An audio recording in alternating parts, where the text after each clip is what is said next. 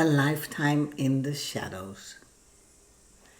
Once upon a quiet afternoon, in a small town where chimneys breathed into the sky and gardens dreamed beneath the sun, lived an elderly lady named Mariel.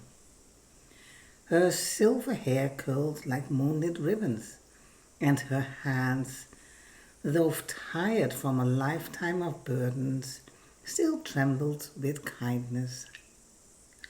Mariel had spent decades caring for her husband.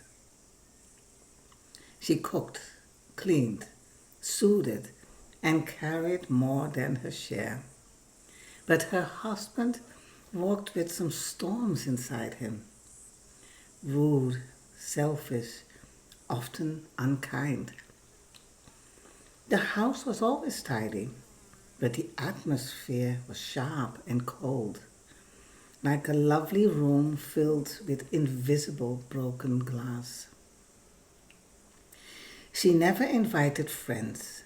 The house felt tense, as if it held its breath. It was shelter, but never home. And in that energy, Mariel never felt truly safe. 2 years ago, her husband passed away. And with the grief came a quiet, unexpected relief. It was not cruel, not celebratory, just a feeling when a long, tight knot finally loosens. For the first time in many years, Mariel breathed freely in her own living room. Slowly, she began shifting things. The heavy curtains were replaced with soft ones that let some sunlight spill in. She bought a new chair, a cinnamon brown vase, and a warm golden lamp. Eventually, she invited one friend over, and then another. Laughter returned to the hallway, and the walls seemed to sigh with relief. The house, it began to feel alive. And one morning, Mariel noticed something curious. She had begun to wear brown, a color she never touched before.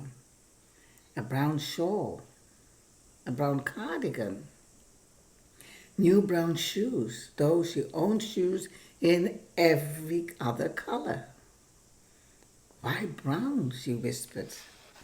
It felt as though the color had quietly woven itself into her life, settling into her clothes and her decor as if it belonged there, as if it had been waiting.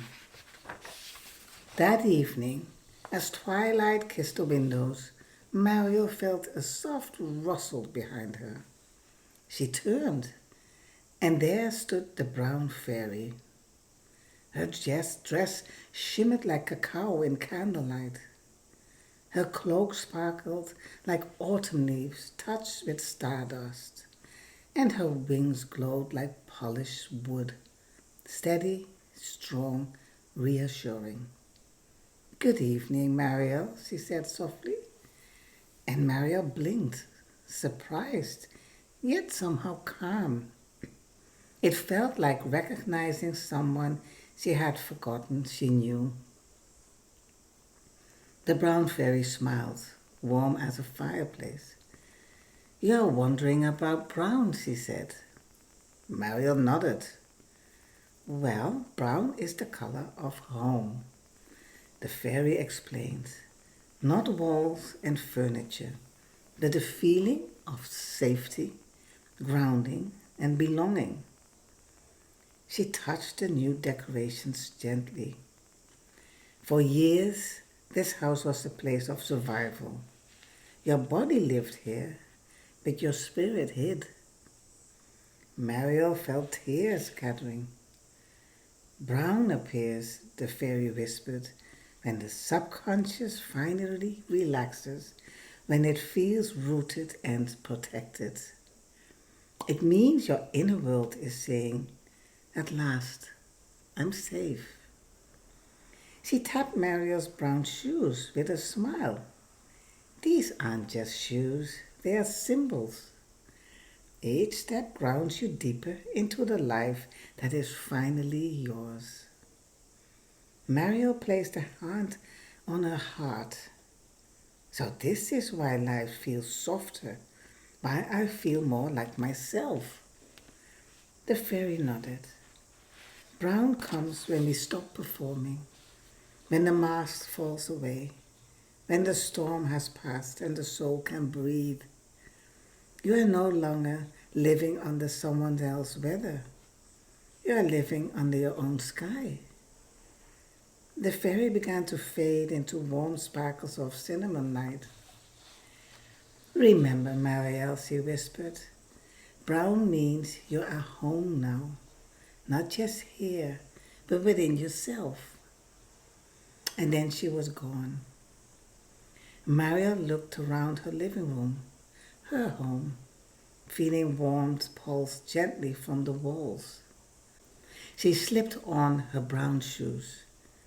They fit perfectly.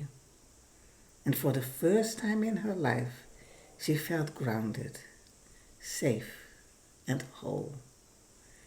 And in the quiet glow she whispered, yes, I'm home.